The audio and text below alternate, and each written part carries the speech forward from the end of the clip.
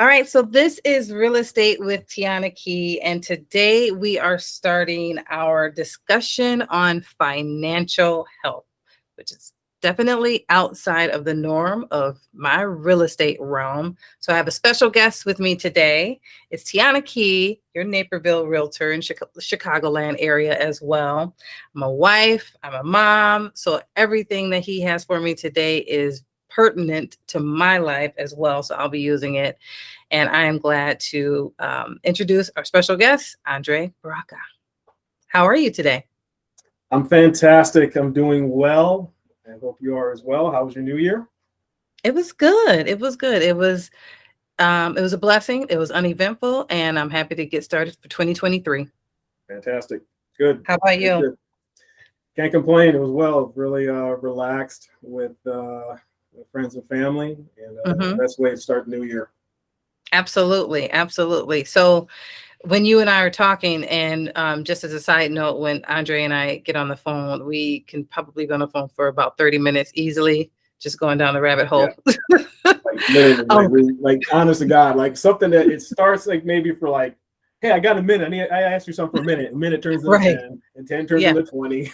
Right. We could totally go down the rabbit hole because we're just vibing over, just getting excited about what we are capable of doing, what we should be doing, and that we actually have access and the information to do it.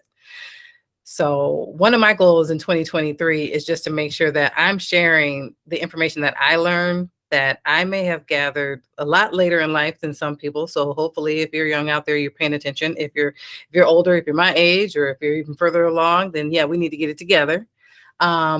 But financial goals are usually what hits people in the beginning of the year. It's just the first of the year is always a great refresher. It's not that there's anything magical about January 1 that says we're actually going to write this stuff down and get it done. It's just a good do-over point. It's the first of the year, it's the first month of the year, it's a brand new year. Why not put these goals in place? So instead of talking about health and fitness, which I'm not even going to discuss my goals and how I missed those last year, we're just going to put those back on 2023. We're going to talk about some of the financial health things that we can do to actually be successful with our goals in 2023. So to get started, I'm going to let you introduce yourself, tell, a little bit about yourself, and then we'll kind of start on our discussion. Thanks. Yeah, appreciate that. So real quick, so again, my name is Andre. I am a marketing director with World Financial Group. World Financial Group is an independent financial services marketing firm, and we are a division of America. America has been around since the early 1900s, very well known for corporate benefit plans like 401k. And we're very well known. Our big claim to fame is financial education. So we're all about the financial education before the financial recommendation, because once you're more educated about how money works, it's pretty easy to build on the strategies that's going to help you and your family get to the financial lifestyle that you're looking for. Okay, so we'll sit with families.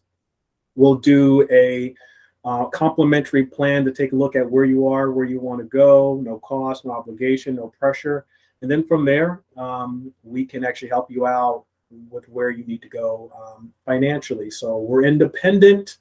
So that means we have no quotas, we have no minimum. So it's really all about helping people. So really the mission before commission. So, and we work with a lot of financial services companies under our umbrella to help us with that mission, which is to help families financially.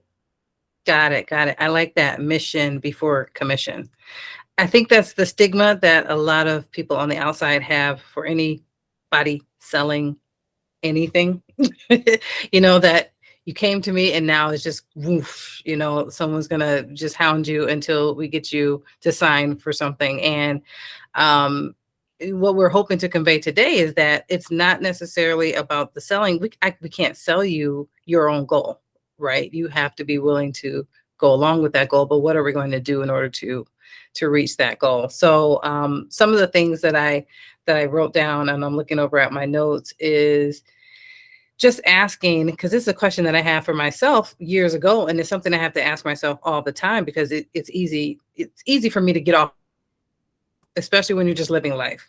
Things pop up and you completely forget what you were doing to stay financially healthy. So if I'm interested in getting to a place where I know I'm on the right track financially to be healthy in my finances, what guidance can you give me?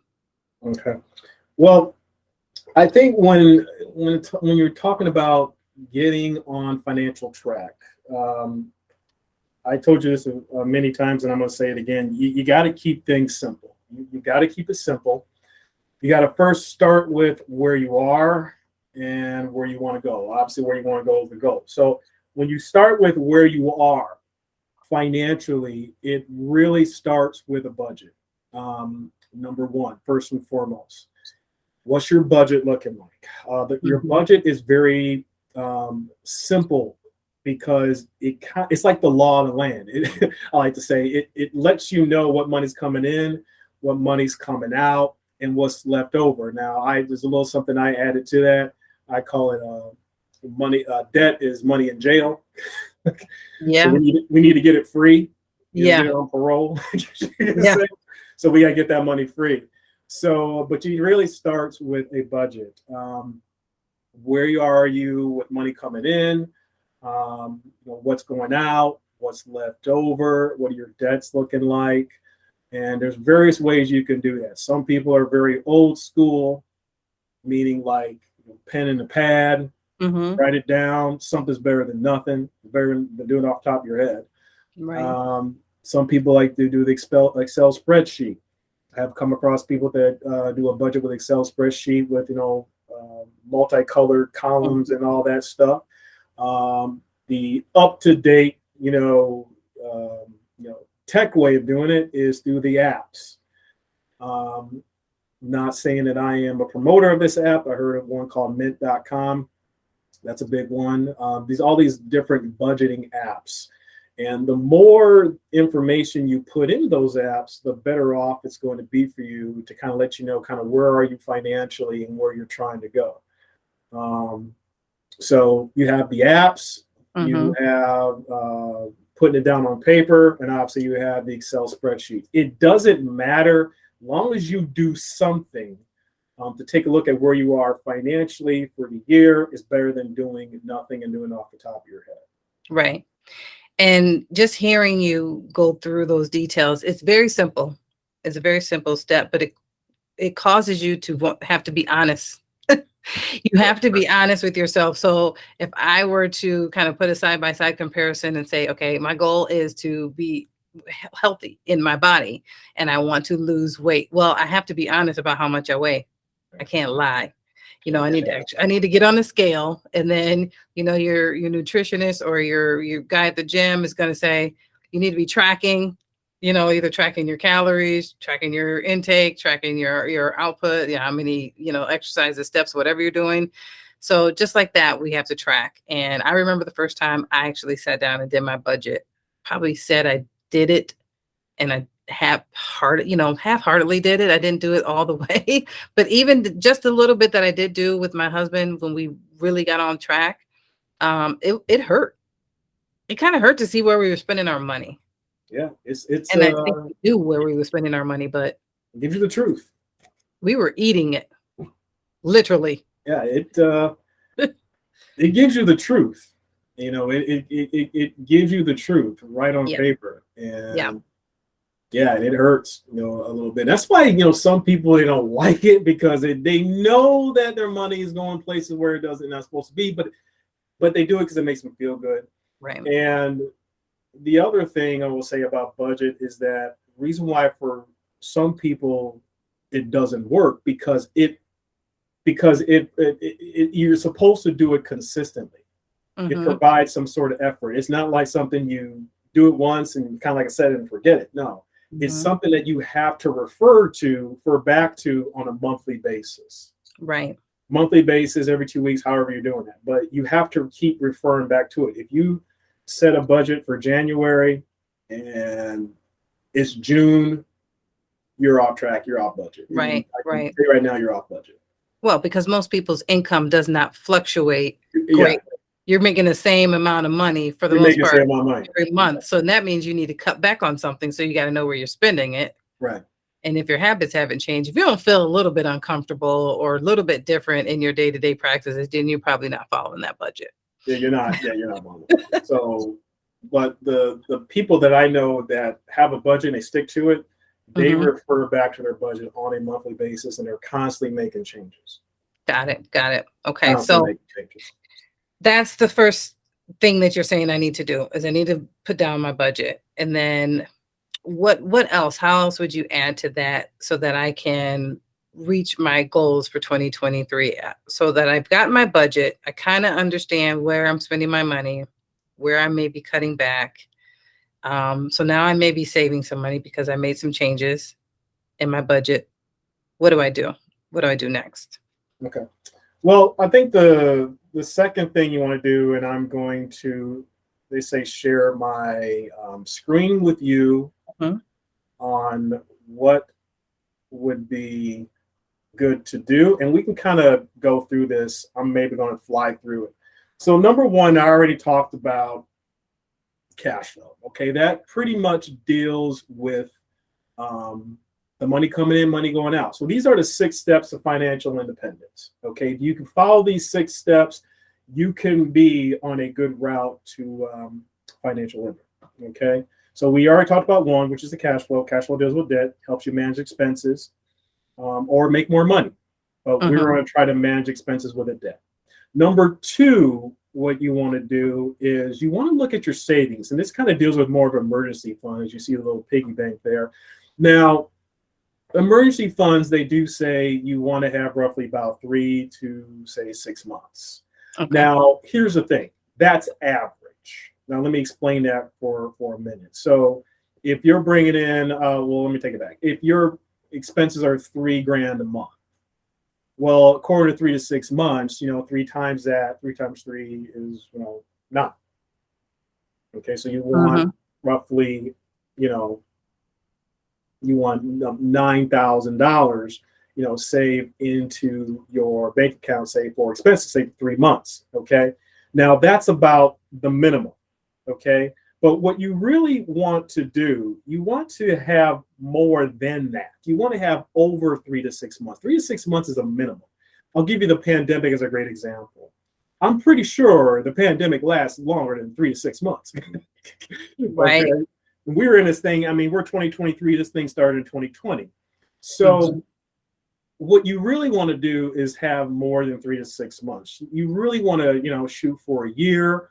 And if you can, shoot for 2 years, because you just never know what you're going to really run into. I know that may be a stretch for some people, but if you work with the first month with saving and then save with the second and third month, next thing you know, you got 3 months saved. Now, how much should you save? Well, there is a rule that was written by Senator Elizabeth Warren. It was called the 50-30-20. Okay. Yeah. It's actually pretty good. 50% of your income goes towards, paying debt and expenses. 30% goes towards, wants. And then 20% goes towards savings. Okay. So maybe 20%, depending on your income, may be kind of high, but 10 is more than enough. 5 to 10. So if 10 is a little high, maybe start with 5. And then what you do from that point, you kind of increase it as time goes on. If you get more income in terms you get a raise at work, increase your savings, 5% to like 10%. Okay, something simple. Okay, but maybe not a full blown 20. If you can do a full blown 20% of your income, great. Okay. Number 3 would be debt. Okay. Now, debt holds a lot of people back. School loans, for example. Okay. Now, when it comes to debt, some people can wipe out their debt in a matter of a few months. For others, you're talking years. I think for everybody, it's different. But what you want to do with your debt, you want to see if you can consolidate it as much as you can, and strive to eliminate that debt. Now, there are some free tools out there that people can use. One of them, which I think is the best tool, is the debt snowball effect, the debt snowball, debt avalanche. Now, I'm not going to go into detail in terms of how that concept works, but the debt snowball, all it is just pretty much paying the most on the smallest debt first, and then rolling that amount, rolling that payment into the next amount from there, and then rolling that next amount from there. Okay, so it's pretty much like a debt roll down. Yeah, and I can say that is very effective, because when I sat down with my financial advisor for the first time, and like I said, got honest, got my budget, probably got on the similar type of plan as this, that was my question. I was like, so where do I start? Because those first three things that you talked about, okay, the budget, okay, I got honest, I know where my money is being spent. I'm probably not going to be able to, like you said, you can either lower your expenses or increase your income. Well, most people can't just go to work and say, I need X amount more dollars today, right now. So you're going to have to lower your expenses. And at the same time, I think I was working on trying to get more income, but lowering your expenses was first. And then I was like, okay, I have this money. What do I do with it? Who am I just saving it? Am I paying down the debt? Because then you get to the next step and you kind of feel overwhelmed, because you go, well, yes, I have the savings, but I still have the debt, and the debt is not going anywhere. So how much of my savings do I put into my debt? And that's when, just what you just clarified, you don't really take out of your savings. You keep saving. You want the savings to be there. You just need to figure out which debt is the lowest, so you can do the snowball thing. Yeah, the snowball or the avalanche. I like the snowball because it's self-gratification. Mm-hmm. Versus the avalanche is it's kind of more on the highest interest rate. And 9 times out of 10, if it is the highest interest rate, it's probably the highest balance. Right. So I like the snowball. Okay? Right. So, but that's a free resource for people that they can actually they can YouTube that, watch video, or Google it, or read the information on it. It's extremely simple, and they could do it themselves. Okay, they don't have to call a debt consolidation company. Let me be frank, that's a lazy way of doing it. But if you have any type of income coming in, you can definitely do it. Now, the hardest thing about the debt snowball, or avalanche for that matter, it requires the D word, discipline. Yeah. You got to be disciplined in order for it to work. If you're not disciplined, it won't work for you. It really won't. Right. And that's why a lot of people, depending on their situation, they call the debt consolidation. Now, in some cases, maybe that does work. It depends on the situation, dire straits, whatever. But for most cases, with a little bit of discipline, a little bit of coaching, the debt snowball, it's a great tool. It doesn't cost you anything, just a little bit of discipline month to month. Right. So for some of the actions that I can start, so we started with the step of budgeting and kind of just talked about different things that we can do right after that once we have some savings. How do I start that whole process? Like, really, if I'm being honest with myself and I do my budget, and I start to get, an idea of what it is I am spending. I get myself disciplined. I start to put the money aside. Realistically, people should not be expecting this to happen overnight, right? I mean, what, in your experience, I guess I should back up and ask this question. In your experience, how long does it typically take, or can it take someone to really start to see some progress?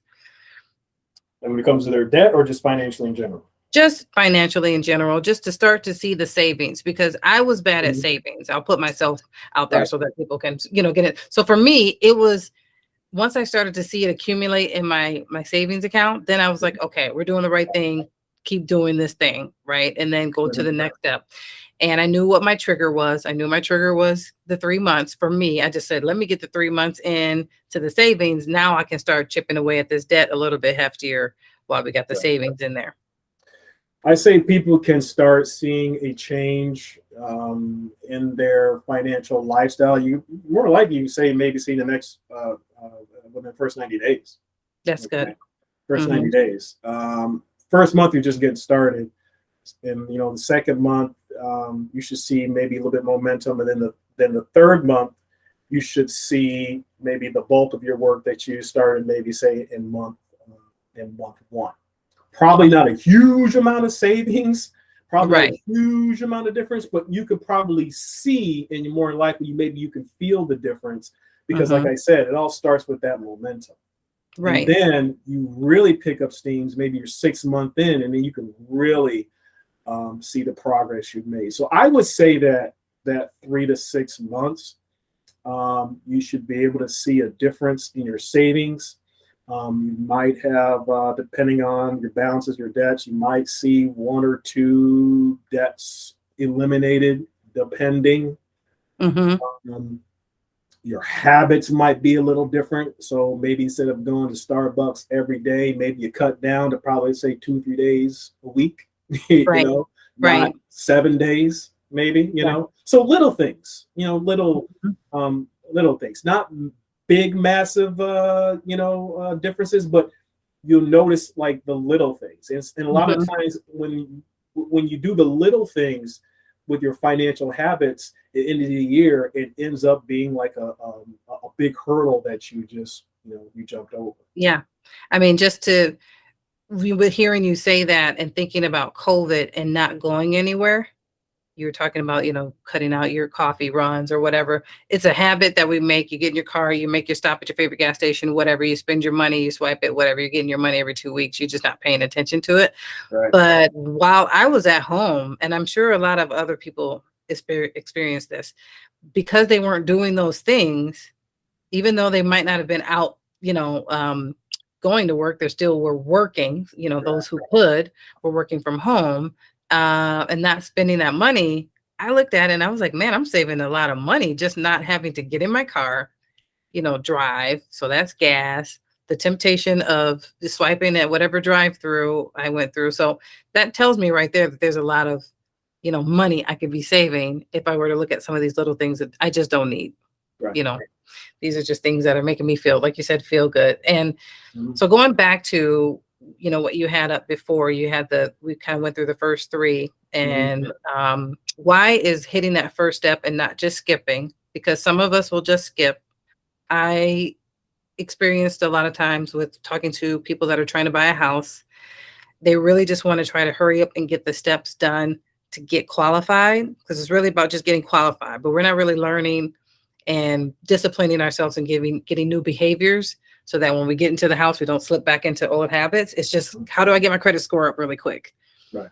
We didn't really address what the issues were. So if we're addressing what the issues are, why is this such a wonderful first step to success and not just skipping to paying down my debt? Well, like I said, because it gives you an idea of where you are, where are you financially up front? Let's go to your home example. I'm going to be real with you. And I think this, you're in real estate, and that's your arena, it's not mine. But one thing I do know, you got to have your money right. You can't just wake up one morning and be like, I think I'll just buy a house today. Let me call Tiana. It don't work out. You can do that. However, I'm going to call you back and tell you, okay, well, we've got some work to do. That's our nice way of saying, you can do that. But more than likely, you're going to ask for some things. Yes. And you better have those things. And if you don't, then it's pretty obvious you're not ready to buy a home. Right. So like I said, the budget really, it's the foundation, it's the blueprint. It lets you know really where you are and financially, where you're trying to go, what your goals are. Okay, which can do, can afford, etc. So it lets you know really everything and what you probably should focus on. Now, one of the big reasons why folks don't like doing that, because I think you kind of touched upon it, because it gives you the truth. It gives you the truth of where you're spending the bulk of your money. If you keep tabs of your receipts and maybe your credit card stubs, etc. It's like, let's say, for example, you spend $500 a month or whatever, let's say at the country club, whatever, $1,000, whatever, but you don't know that. But when you count the expenses you spend at the country club, it comes out to like over $500 a month. You're like, oh, right. shoot, I Right. don't know I spent that much at the country club, but I love going. I love Right. golfing. I love seeing the girls. I love seeing the guys, blah, blah, Right. blah. So it's worth it for me to spend $500 a month. It makes me feel good, It but you know makes what? me feel good. We have to get away from our emotions because the emotions fleet. You Right.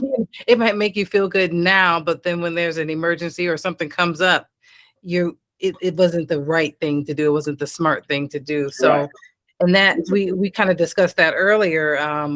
But we touched on mindset. You know, I can't force if when someone comes to me and says that they want to buy a house, but they're not quite there yet, and I say we have some work to do, and we kind of put together this plan. If I call you, and it probably should have taken maybe 6 to 12 months to execute that plan so that we can be ready when I call and do that check-in and they say they haven't done anything, well, I can't get mad. And You you know, can't get mad I because you can be gave them upset. all the, I'm like, the well, deals I up mean, I front. guess you don't want to buy a house because I guess you don't want to buy a no house. You're matter not what, serious about it. yes, you're Yeah. still going to have to go back to that particular step. And I think that people probably get rid of going through the whole process altogether at the beginning of the year. We just say it because we think maybe just throwing it out there into the atmosphere is going to come back to us. That's not how it works. We Right. actually have to do the work. We have to be disciplined. We have to be mindful. We have to have the accountability. We have to follow up, you know, check our process, see if things are working. But we also have to understand why we're doing it. Why are you doing it? What's the Mhm. what's the end goal? And you know, and let me add this: people who do have money, a lot of money saved, and I know some right now. I will tell you right now, the reason why these individuals I'm thinking of right now have a lot of money saved, even in the Mhm. pandemic, they're just very disciplined. Mhm. They're disciplined. They have good habits. I know for a fact they do a budget because I've seen it, Mhm. and they refer to it every month on top of, you know, making good money and saving it. You add those things up, you're going to have a pretty good financial outlook on things. Right. It's as simple as that. But Right. you have to have the discipline, whether you're Mhm. making 40, Right. 50 grand, or if you're making 100 or more. You Mhm. got to have the discipline in wanting to save. If you're very disciplined in saving, like literally you can have more money than somebody who's making six figures. I kid you not. I Right. know people that are making 40, 50 grand a year. They have more saved than someone who's making 100. How's that Mhm. possible? They're very disciplined in saving money. They Mhm. live within their means. You know, what's my mother say, you know, keeping up with the Joneses. They're not keeping up with the Joneses. Right. Versus the other person who's making 100 or more. Now they're making more money than the other person, but they're not saving. Spinning They're it. making 8 grand, spending 8 grand, Mhm. you know, Yeah. just like that. You know, And it's emergency important situation to pops, it yep. costs them $1,000, easily have the money to do it in terms Mhm. of making it, but they don't have it saved. And that's like, oh, that's a little too expensive. Well, how can it be too expensive? But you're making over 100 grand. Is that they're not saving, you know? Right. So it's really, you know, forming the habit and be disciplined on your monthly habits of putting money away. And that's why a budget is so important in the beginning. Yep. Amen to that. I'm glad you broke that down. Thank you for that. Appreciate that. Okay, so I'll put your information into the um, show notes so that everybody can get that. And I look forward to talking a little bit more because we're not done. We are going to talk a little bit more because this was just kind of scratching the surface and getting an idea of how to get 2023 started this January. So we wanted to get this out to everyone. We'll be back. I hope Andre will be back to share more information about how we can keep this journey going, keep ourselves accountable, and by the end of 2023, you guys see some results. Cool.